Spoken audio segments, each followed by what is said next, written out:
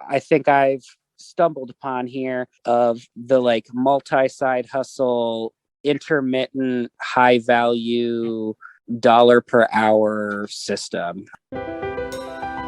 Welcome to Thriving the Future podcast, where we're finding positive solutions to thrive in the tough times ahead. Welcome back to Thriving the Future. In this episode, I talk with Jules Smith, the editor of the Homestead Journal, on how to make money on your own terms. So what if you could work less than 40 hours a week? What if you could charge double what everyone else is charging, work less, and still thrive? Let's find out. You're over in Idaho. How did you end up in Idaho, and what kind of homesteading setup do you have over there? I was born in Minneapolis.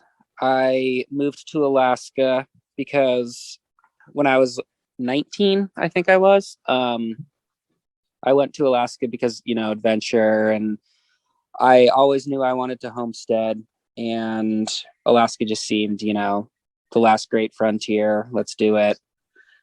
And I met my wife up there. We lived there for 5 years. It was really nice up there. The culture was awesome, and the homesteading potential was great. Really? The only thing that we didn't like was the climate is just so brutal, and the darkness. Like, we lived in the interior near Fairbanks, Sure. Mm-hmm. And just the near 24 hours of darkness in the winter is just so brutal. And the 40, 50 below, sometimes even colder, I think 58 below was the coldest that I ever saw.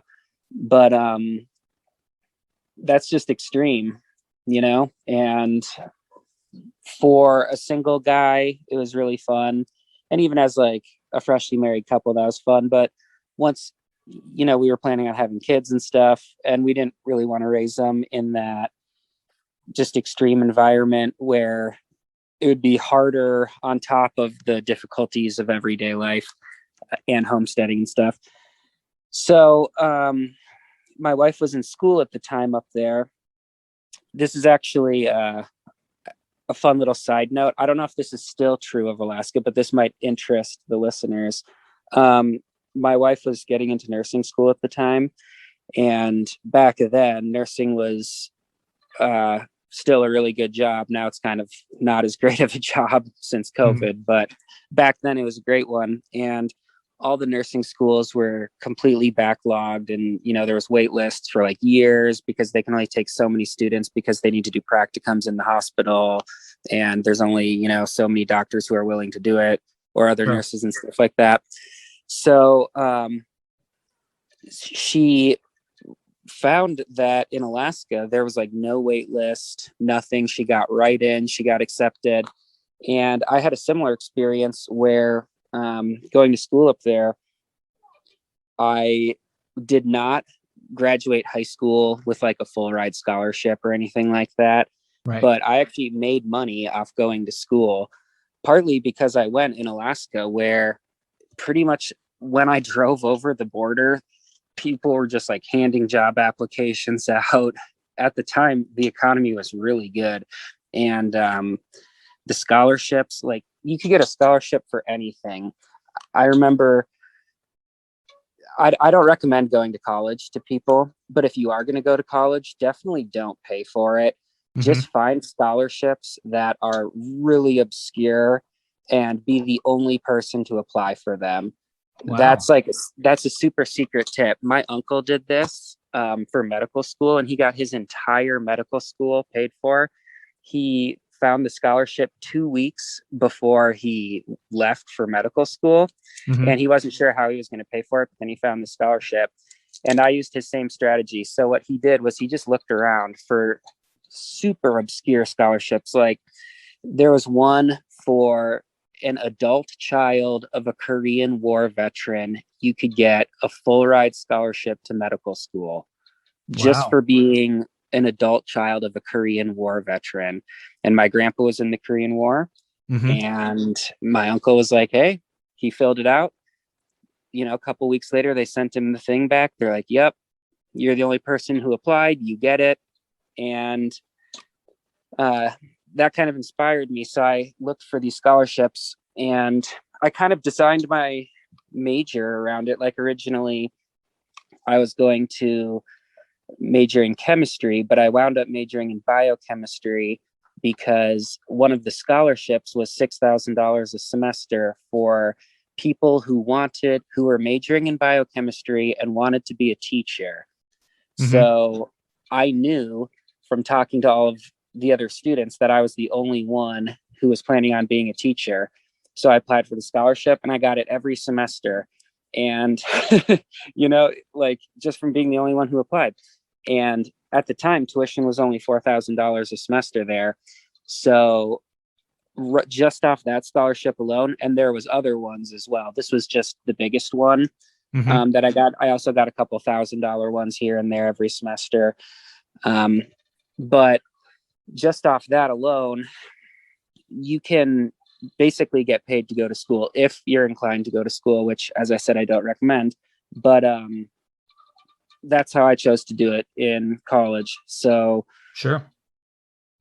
That was just a side note about Alaska and, my wife's experience getting in there and looking for geographical area. I guess the large scale pattern would be looking for geographical areas that can minimize the energy barrier on thriving. Right. You could go to downtown LA and have it be very difficult to thrive, or, potentially, I guess some people really could thrive there, but for me, I know it would be really hard.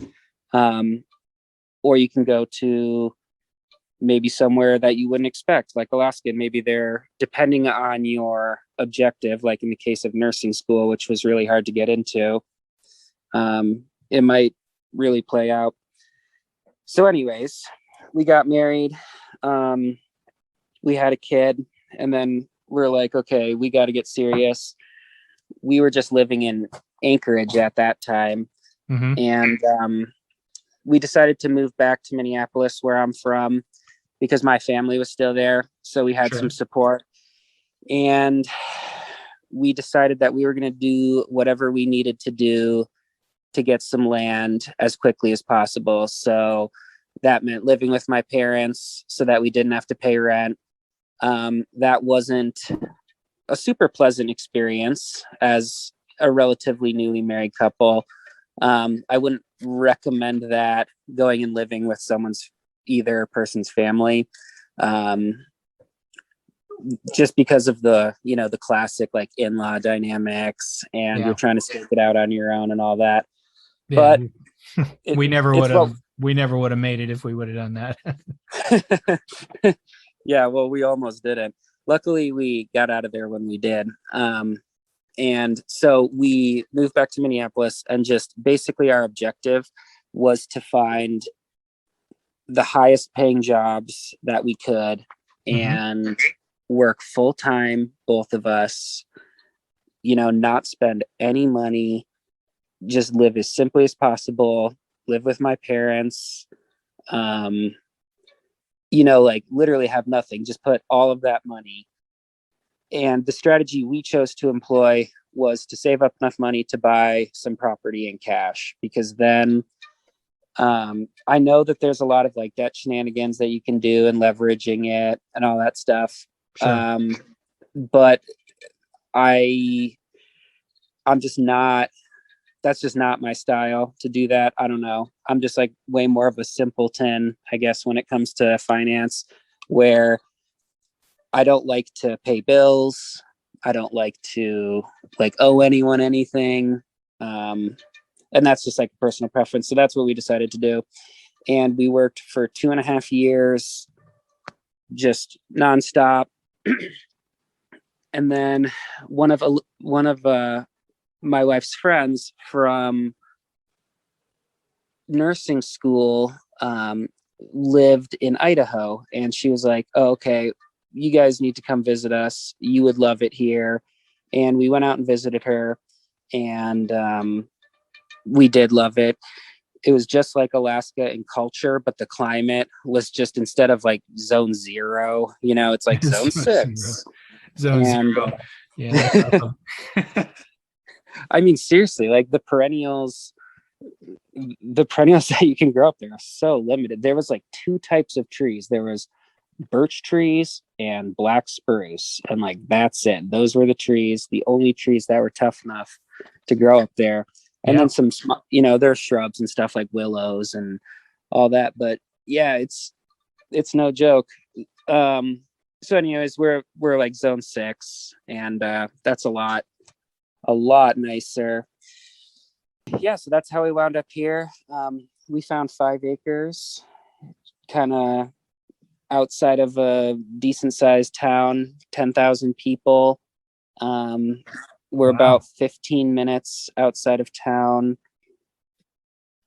That's awesome. So what kind of homesteading do you do over there on your 5 acres? So we are, What's your specialty over there? my specialty, I would say, is natural building. That would be, if I had to pick a forte of mine. It's definitely not gardening. I do enjoy gardening. My wife does most of the gardening. I'd say maybe 80% of the gardening. Mm-hmm. I put in 100% of the gardens, but then she takes it from there. So that's kind of the dynamic where I install stuff and then she kind of like manages it. So, Oh, okay. but my specialty or my passion for homesteading is really building things, whether that's structures or systems or just like anything, like ponds, Really? Wow. pretty much anything. I just like creating things or little devices or machines, Mm-hmm. like Mm-hmm. any of that related to homesteading. I'm really a fan of that. And that's kind of, I think, my dad was kind of like an inventor type guy. And I remember Sure. as a kid always being with him in his shop, and he would be, cooking up some crazy invention. He wasn't into homesteading, but in his own way, with what he was into, he would invent stuff and just build things. So I think I kind of like inherited that from him. Cool. So you were saying in the article that you also do some blacksmithing. Is that right? Yeah. Blacksmithing, woodworking, you know, I try to do it all so that basically anything. I guess one of my goals is, in theory, I would like to be able to create anything that I might want. That's not to say that I will create anything that I might want. This isn't coming from a mentality of like, I don't want to have to buy anything. Like, if SHTF, like it's just me and I'll need to make everything. No, that's not, Sure. that's not where I'm coming from. It's, like, let's say I just like want a really cool whatever, fill in the blank. Well, then I know in my mind Mm-hmm. that I could make one if I'm so inclined. And then like it's more of like a style thing where you just have like a handmade unique version of whatever mundane item it is that people might not have, seen before.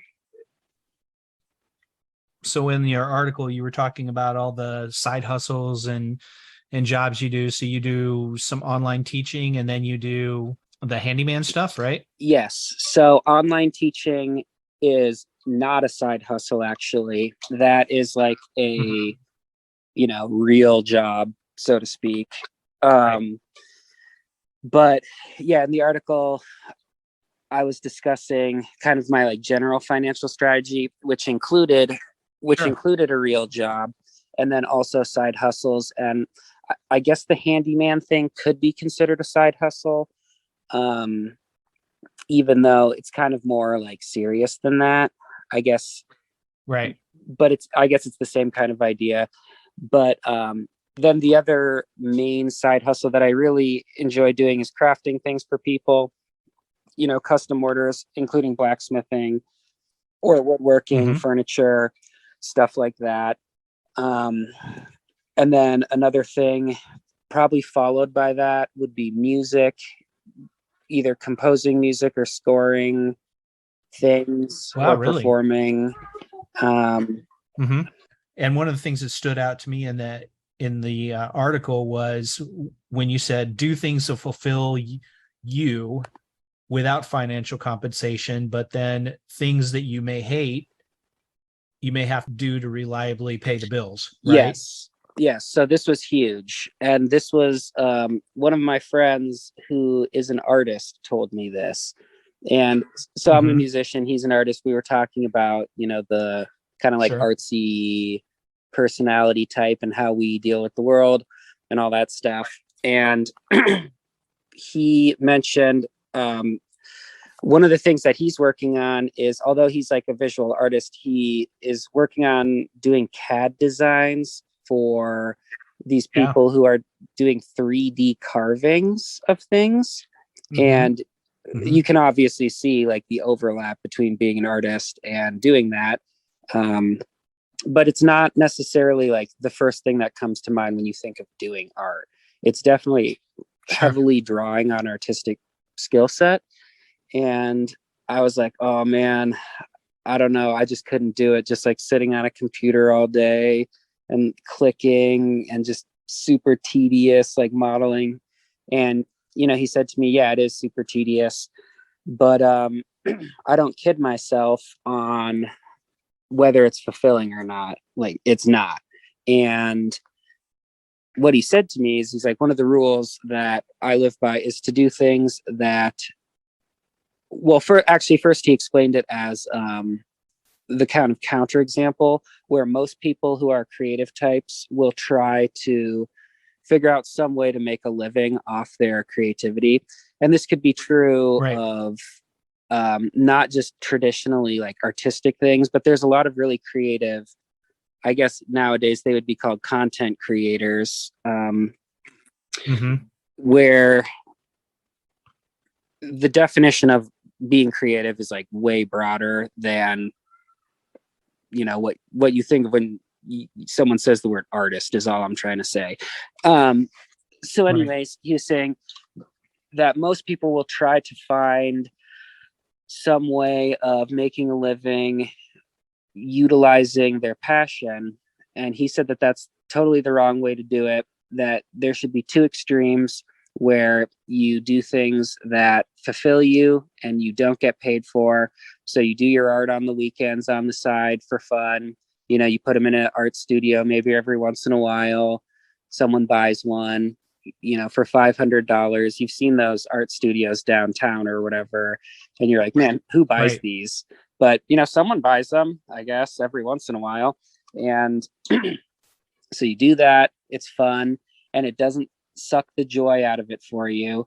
Um, Mm-hmm. and this was one thing that resonated with me because as a musician, I was a professional musician for a little while. And I quickly, after only a year, was like, nope, I'm not doing this. This is sucking all of the joy out of it for me. It's turning Right. what I used to love into a chore where I have to like sit down and just, like practice these charts because the gig is coming. And if I don't, I'm not going to get my measly, $100 for the night or whatever. And Yeah. then, Play 5 hours on the desert air for yeah, $50. yeah. And then, go back to my studio apartment and do it all over again. So I was like, you know what? I'm going to be totally happy. I'm making the decision to be happy with music just being a hobby for me.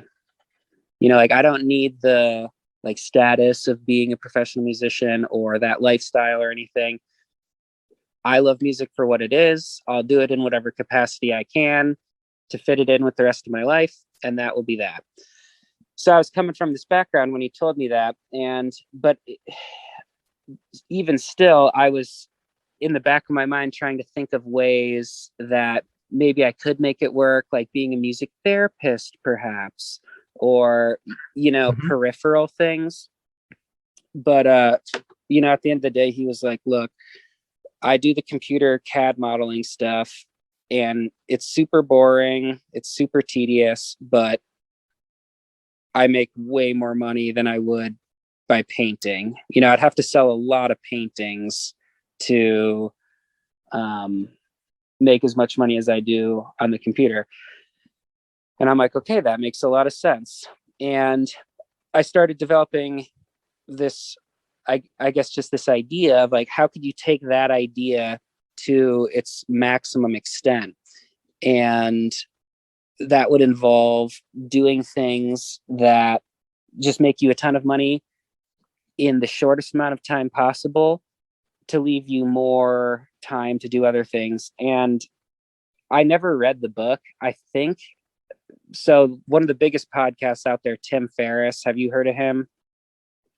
Yeah. Yeah, he has that book, The 4 Hour Work Week. And I Sure. think that book, I haven't read that book, but I'm guessing that book is basically what I'm saying. Like, I should probably read it so that I can just be like, oh, Tim Ferriss wrote this book. Like, go read that, and I don't have to explain. But Yeah, I like your approach better. I think a lot of Tim Ferriss's things in that book were more focused on outsourcing your crap to someone else. Sort of like getting on Fiverr and then getting one of these virtual assistants, like a lot of the podcasters do, a lot of the the content creators, a lot of them do that. oh yeah, And then they have somebody else edit their podcast. They have somebody else do all their crappy work and stuff like that. That was the main focus that I got out of that book. okay, That was what stood out in your article, was the fact that you get away from the idea that, sure, I'm making a lot of money, but I'm still going to have this mindset like I'm working 40 hours a week, right? And you were different than that in saying, what do I need to fulfill this goal, right? mm-hmm. So I'm going to work 1 hour at $100 an hour. And one thing that stood out was charge more than what you would pay for it, or charge a lot and you'll do half the work. You may lose some clients, but you'll do half the work, and then you'll have time for those other things, those enriching activities like music. Yeah, and that's one thing that this dentist friend of mine inspired, kind of influenced that belief, where I had one of my teeth like chipped, and I needed to get it fixed. So one of my buddies is a dentist, and I went to him, and it was not a big chip. It was just like the corner of my teeth. One of my teeth has like a sharp point on it. And from constantly biting down on the other tooth, it eventually just kind of like created a crack and broke the very edge of the tooth off. Like, it wasn't a big deal. And I was almost considering not fixing it, but it was pretty sharp on my tongue. So I basically just wanted him to like grind it down. Not a big deal. So I go to him. He's a friend, whatever. And it was $700 to do this. And so I gave him the money, and I was just like, man, I won't say his name, but I was just like, man, brother, like, what is the deal with that? Like, just between me and you, like, I'm happy to pay it or whatever, but come on. He's like, oh yeah, no, I totally get it. Like, I'm actually surprised that you came to me. Like, none of my friends or anything come to me, because most people know that I'm just way too expensive. Like, I'm the most expensive dentist in town by far. I was like, yeah, well, tell me about it. And it got me thinking, for the same thing, the same work, the same treatment, the same whatever, this guy got away with charging just way more than the next guy. And it's like, well, how did he get away with that? Some people, for whatever reason, are willing to pay it. You just have to accept that fact at some, no matter how little it makes sense to me or you or anyone else who, because a lot of people who are listeners to this are probably more on the like thrifty side, like trying to figure out how to live with less money, be more efficient, all that stuff, I would assume. So it's hard for us to wrap our mind around that other people just like, they'll spend their money on the randomest stuff that we can't even like imagine how ridiculous it is. So I was thinking, like, okay, so I'm just going to start raising my prices until people stop hiring me. And like every week I would raise my prices by like another $10 an hour. And That's people awesome. just like kept hiring me. They didn't care because so with the handyman thing, pretty much I never did any advertising or anything. In my area, there's a lot of people moving in, a lot of like, rich Californian type people who are moving into a historically not super economically prosperous area. So there's Right. not like a lot of really nice houses. There's actually very few, pretty much just like, on the waterfront there are. And then beyond that, there's not a whole lot going on. A lot of the houses around here are just a little beat down or whatever. The houses in the area just like aren't that super nice. So anyways, there's a huge demand for them to get fixed up. And the second one person, realized that I do this, they just like start telling people, and it was all word of mouth. And when someone new would call me, they'd be like, "Oh, hey, are you Jules? Like, do you fix houses and stuff?" I'd be like, "Yep. It's $65 an hour. Like, just tell me when you need me and what, if you have any idea on it." And then, the next week I'd be like, "It's $70." And I just kept working it up and up and up, and it never stopped. And then eventually people did start to drop off after a certain point at $75 an hour. That's when people were like, they're like, "Man, when did you raise your prices?" Like repeat customers who I'd had when I started at $35 an hour way back when. And they're like, "Man, that's ridiculous now. I'm not paying that." And I'm like, "Okay, well, other people are. So see ya." Sure. I go to like barter circles a lot with my blacksmithing stuff. And I go on the blanket and I'm like, "Here's what I got. But, if you want something in specific, here's my number, call me up and we'll work something out." And really the stuff. So you take your stuff over to a barter blanket and then use that to drive business? Yeah, the barter blanket is I bring really small items that are light, because a lot of the time you're like hiking to these things, at like rainbow gatherings or permaculture convergences or whatever. You've just got like whatever's in your backpack. And Yeah, sure. I just bring like a sample of stuff that is small and light to give like a representation. And sometimes people do like want to trade for that stuff, which is great. But really what I'm looking for, the bartering is fun. That's like the fun part. But every once in a while you'll come across the person who's like, "Okay, like this is the barter thing or whatever. We're not allowed to exchange money, but look, like I want this. Let's work this out outside of it.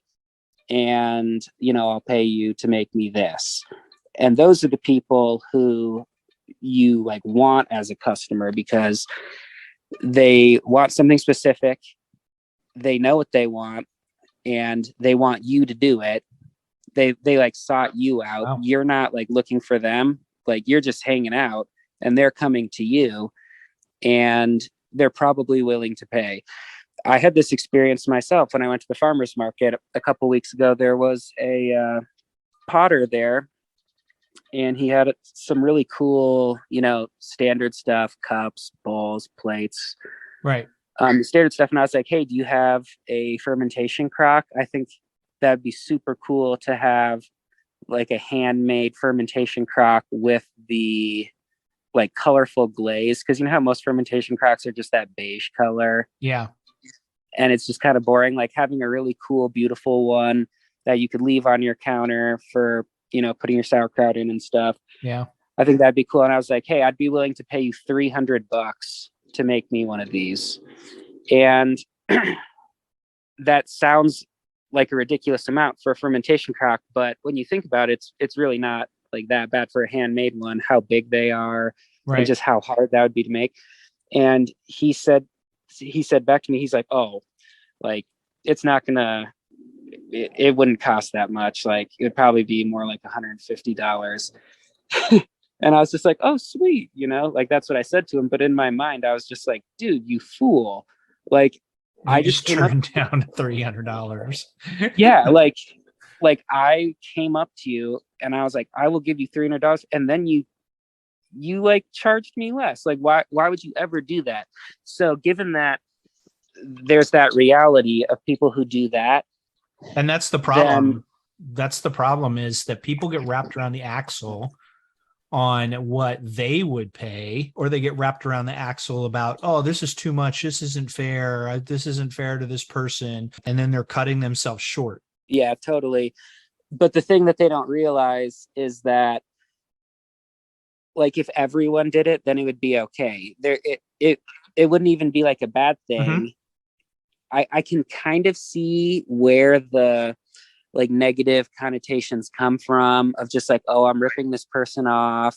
Right. This is unfair. But I don't know where that sentiment comes from, because I've felt that too. And I've wanted to undercharge in the past.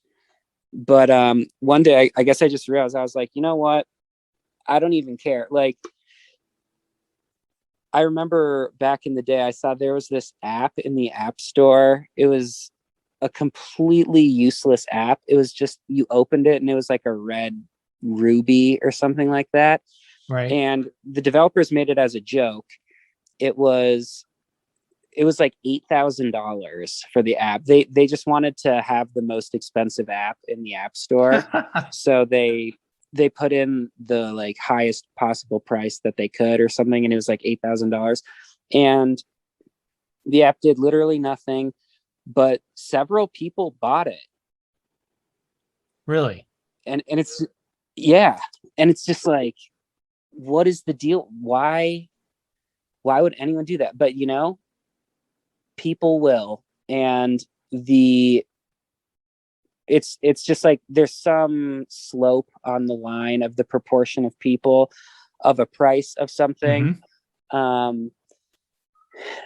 That like as the price goes up, the proportion of people who will buy it goes down. Yeah.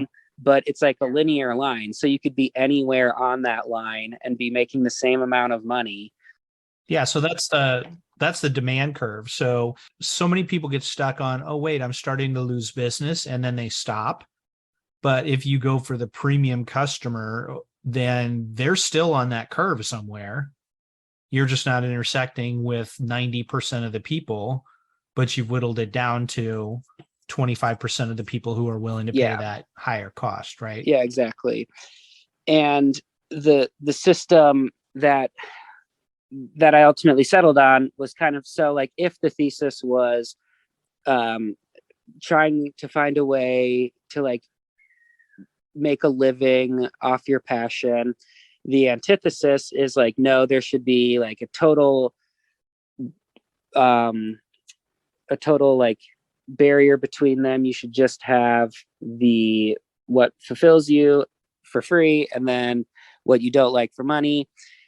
The synthesis would kind of be what I think I've stumbled upon here, of the like multi-side hustle, intermittent, high value, dollar per hour system. Like anything that you can think of that you are capable of doing, you just throw it out there, that you do it for a lot of money. That's like all you have to do. You might do it once a year, and it doesn't matter because you've got a ton of other things that you're doing a couple times a year, on a scale where you've got your like reliable, good old standbys. Like for me, handyman would be by far the like most utilized of these, but you've got a bunch of them, so that, you've got the blacksmithing thing, you score a couple films a year, you write some music, you perform a couple times a year, you train a couple dogs every year, you make a couple pieces of furniture every year, you hammer out a couple knives for people every year, you make one chandelier a year, and all of these little things. it's like a surefire way to never get burned out. Cause for me, I get burned out like super easily. I've never had a like job proper, like a real job for more than 2 years. I've always gotten just like too bored and wanted to move on and do something else. So for people who get bored easily, this is a great thing because you're never doing the same thing. You know, one week you're in the shop building furniture, the next week you're over on someone's property erecting a greenhouse for them. It's like it couldn't be more different of skill sets that you're utilizing. Um, but it's just always fresh. Yeah. Good. Yeah, that's Well, excellent. And avoiding burnout is huge right there. And then also getting away from that. Okay, so I'm going to work 40 hours a week. So if I charge $35 an hour, then I can keep busy for 40 hours a week. You've taken it to the next step and say, if I charge $75 per an hour, I can work 20 hours a week or halftime, right? mhm. And it gets away from this, I got to fill up my time with this job type thing, right? Yeah. And I mean, you've talked about this before on your podcast, just how like people's jobs are in our culture are so much part of their identity. And Oh yeah. I guess just like the other thing is about burnout is it feels really good to at the end of the day to like walk away and have like $1,000 in cash in your hand. You know, Yep. just like getting a paycheck like direct deposited into your bank account, you know, a couple $1,000, whatever. Like that's cool. That's nice. But there's a certain dopamine burst that you get from just having like a fat stack of cash that Sure. in your mind you didn't really like work that hard for. You know, like Mm-hmm. the biggest one for me is when I do tractor work because I charge $150 an hour for this. And, you know, people, mostly neighbors, um, just like hit me up. And there's this one guy who lives down the street who he's like a very large patron of mine. He wants me to dig an entire pond that's like almost um like a quarter of an acre of a pond on his property. And I'm like, yeah, man, it's 150 an hour. He's like, yep, I know it's going to be expensive, but you know, like I want you to do it because I met this guy. I saw him working on his house and I stopped by just to say hi. I was like, hey, you know, new neighbor, what's up? Just introduce myself. Um, and he was working on his house. So I was like, oh yeah, you know, I do this for a living. If you ever need any help, just let me know. I'll come over and, you know, help you for free just because you're a neighbor. And I always give neighbors like a free day just to kind of like read them out Right. and see if mainly if I want to like associate with them. Because when you work for Mm-hmm. someone or with someone, it's really easy to tell quickly if you want to deal with them anymore. Right. And so, yeah, so I worked for this guy and he liked me and he just called me the other day. He lives out of town, but he's coming back for a month to work on his place. And he's like, yeah, get ready, man. I'm going to line stuff up for you. And, you know, this guy, like, once again, like he owns a construction company down in Colorado. He's very wealthy. Right. He has this like super crazy vision of this like pond with like multi levels and like with fish in it. And like he wants like a little like Mm-hmm. rowboat on it. You know, he's got like this very specific vision that's like really quirky. And if you went to like your average kind of bulldozer operator and we're like, hey, like I have this vision, he'd be like, what are you talking about, man? Like I don't have time for that. You know what I mean? He'd be like, He'd laugh at yeah, you. he'd be like, Yeah. you want like what? These like Japanese fish that you want to go swimming with? Like, yeah, I'll pass on that. I'd rather just like drive my bulldozer in a circle in a field and make, you know, Yeah. livestock ponds because that's Right. easy. I don't want to put like islands and like leaf trees and stuff, but you know, for me, I think that'd be pretty fun. and it's like, at the end of the day, you go dig on his property for 10 hours in a day, and like you got $1,500 right there. And Right. it's like, how many? So how do you keep from getting dragged into well, this is my friend, or I know this guy well enough, or he's my neighbor, and then they start thinking that you should cut him a break, or you should do it for free, or we're buds, or whatever else? How do you keep it from slipping into the gift economy? Yeah. So I keep that.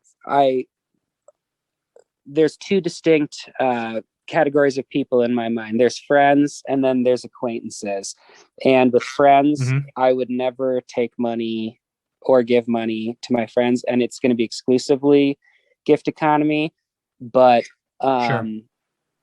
if I'm going to charge them, then I'm just like, you know what? You might be a great person. We might like really enjoy hanging out, whatever. But like, I've got enough friends right now for, my Dunbar's number or whatever is like filled.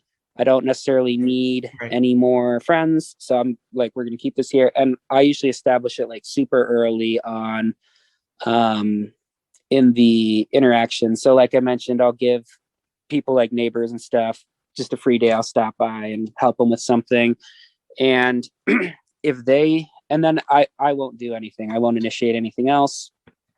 The ball is in their court. If they then come to me and ask me to help, then like right then and there, I just say, I'm like, yep, $75 an hour for this, like 150 for tractor work, whatever. Let me know, like, if you want to get started, whatever. And then that's how I deal with it. Just like right up front, I kind of lead with that just so that, because I think one thing that a lot of people do is like try to be friends with everyone. You don't, like having friends is great, but you don't need to be friends with everyone. Like me and this neighbor have a totally positive relationship. Like there's no ill will. Like I'm really glad to have him as a neighbor. It's great. He likes me. I like him, but like, we're not friends, and that's totally okay. There's nothing wrong with that. So I don't know. I guess those would be my two things. Just like, if I had to give advice to someone, is just be okay with not being friends with everyone, and establish like as the very first thing in your interaction with someone asking you to do something, what you charge for it or what the arrangement's going to be. Next time on Thrive in the Future podcast. Walk around the garden, we'd noticed certain plants were being eaten. And we knew at the time that the garden had become a sanctuary for bandicoots, and they were non-existent in the area, and now they seem to be totally concentrated on our property simply because it's so protected by the fences as well as moist over summer. So we put it down to bandicoots, and then we couldn't work it out. We couldn't work out what was eating these things. And I came home one day and there was this kangaroo sleeping in the shade. Thank you for listening to the Thrive in the Future podcast. If you like what you hear, click that subscribe or follow button on your favorite podcast app. Also, check us out at thriveinthefuture.com and join our conversation on Twitter at thriveinthefute, or join our Telegram channel. Simply go to the Thrive in the Future website. On the right sidebar, there's a link to the Telegram channel. This episode was produced by Scott Miller, copyright 2022. thriveinthefuture.com. Join us at the Homestead Journal in living out the classic homesteading ethos on the path towards a simple life that speaks to the heart of humanity.